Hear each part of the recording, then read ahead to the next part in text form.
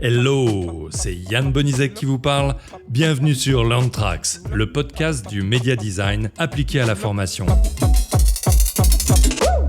Chaque projet nous apprend des choses et nous permet de progresser. Dans ce blog, nous ferons écho de nos ressentis et de retours d'expérience sur l'utilisation des médias en formation, sur des projets que nous avons pilotés, auxquels nous avons participé ou que nous avons simplement observés. C'est l'édition 2339 de LearnTracks, dédiée au blog utilisé en formation pour communiquer et outiller des activités pédagogiques. Ce podcast thématique fait écho à l'article de LearnFeed publié ce lundi.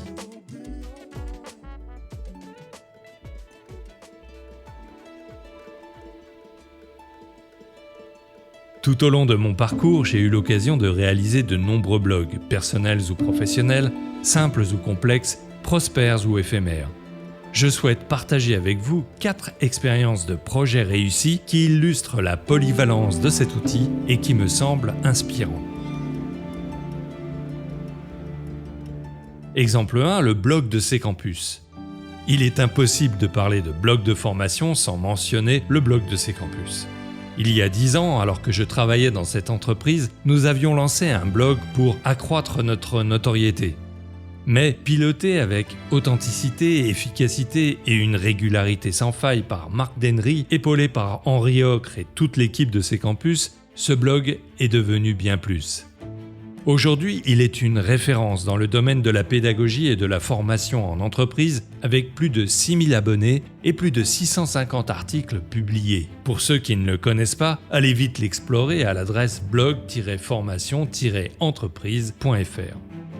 Ce que j'ai appris de cette expérience. Régularité des publications, essentielle pour fidéliser et établir une relation de confiance avec les lecteurs. Qualité des articles, l'authenticité d'un article réside dans la personnalité du rédacteur, et l'IA ne peut pas remplacer ça. Thème et angle précis. Le blog de C-Campus est spécialisé dans le domaine de la formation en entreprise, ce qui permet de cibler un public spécifique et d'aborder les sujets en profondeur de façon adaptée. Point de vigilance pour ceux qui souhaitent se lancer dans ce type de projet, le lien entre activité du blog et activité commerciale est parfois difficile à établir. À ne pas négliger dans la définition de sa stratégie éditoriale.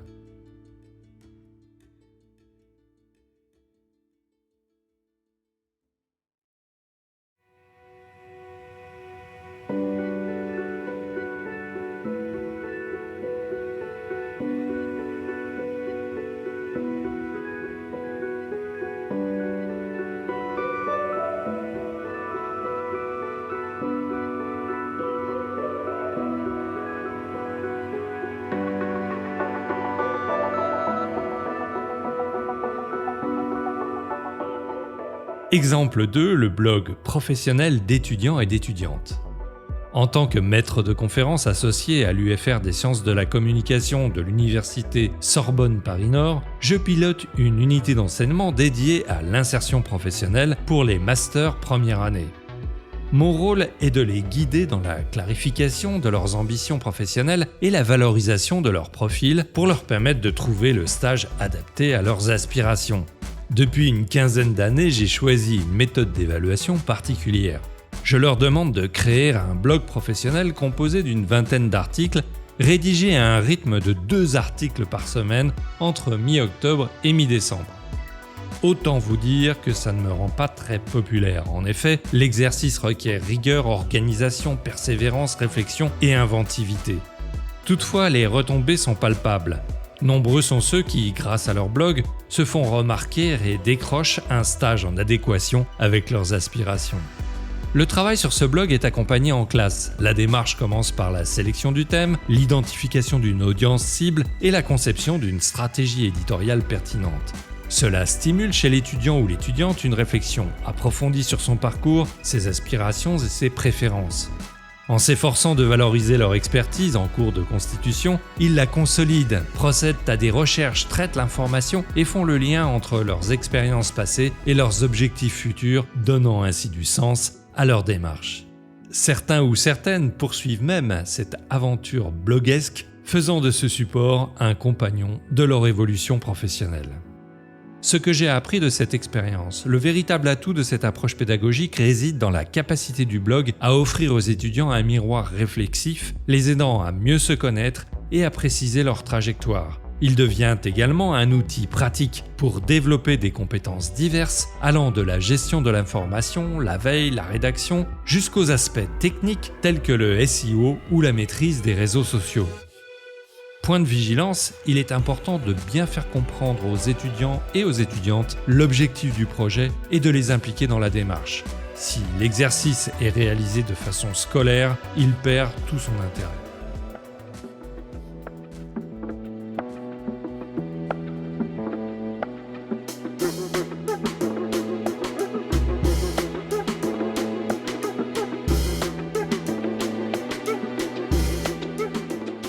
Exemple 3, le blog interne d'une entreprise. Passons maintenant à la formation en entreprise. Un client du secteur du commerce et de la distribution m'a sollicité pour renforcer les compétences de ses collaborateurs de magasin en matière de conseil à la clientèle pour tendre vers un service premium. Bien conseiller implique une solide maîtrise des produits, leur origine, leurs caractéristiques, leur histoire. Il faut aussi maîtriser l'art de présenter et de raconter le produit. C'est beaucoup de choses à apprendre et à assimiler. Nous avons donc décidé d'enrichir les sessions de formation en salle par la mise en place d'un blog interne. Celui-ci est alimenté par une équipe de chefs de produits à destination de tous les collaborateurs concernés. Nous avons conçu ce blog, proposé des modèles de fiches produits soignés avec de magnifiques photos. Grâce à l'implication des chefs de produits, une véritable culture du produit et de sa vente a émergé à travers ce blog. Ce fut un réel plaisir d'y contribuer.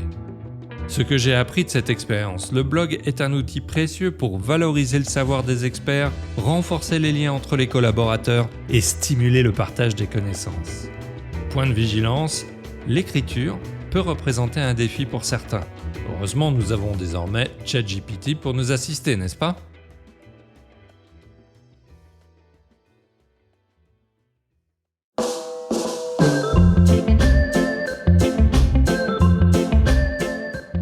Exemple 4, le blog d'une formation de formateur. Terminons avec un exemple illustrant une formation axée sur la collaboration. Il s'agit d'une formation destinée à des professeurs de centres de formation d'apprentis visant à renforcer leurs compétences en tant que formateurs et pédagogues. Si beaucoup possèdent une solide expertise technique, la majorité n'a pas été formée aux méthodes pédagogiques.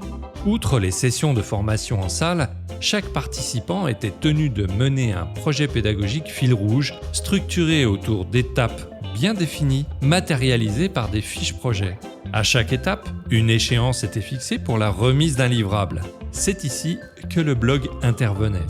Il servait non seulement de plateforme pour la collecte des livrables, mais également de lieu d'échange et de partage autour de ces productions. Suite aux discussions et aux difficultés identifiées, des ressources supplémentaires ou des activités adaptées étaient proposées aux participants en temps opportun, toujours par le biais du blog. Ce que j'ai appris, avec des participants impliqués, cette méthode s'est avérée extrêmement efficace. Point de vigilance, elle nécessite un investissement conséquent de la part des participants et une grande réactivité de l'équipe pédagogique.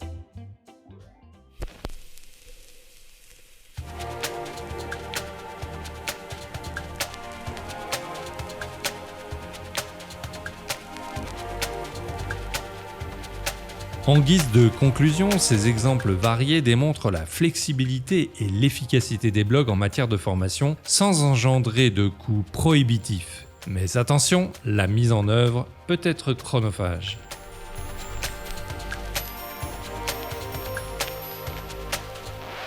Merci d'avoir suivi cet épisode de LearnTracks. J'espère qu'il vous a été utile. N'hésitez pas à liker, à vous abonner et à partager. Pour toute demande d'hybridation ou de digitalisation de vos formations, n'hésitez pas à nous contacter. Nous serions ravis de vous accompagner vers la réussite de vos projets. Visitez notre site web atawak.com pour en savoir plus.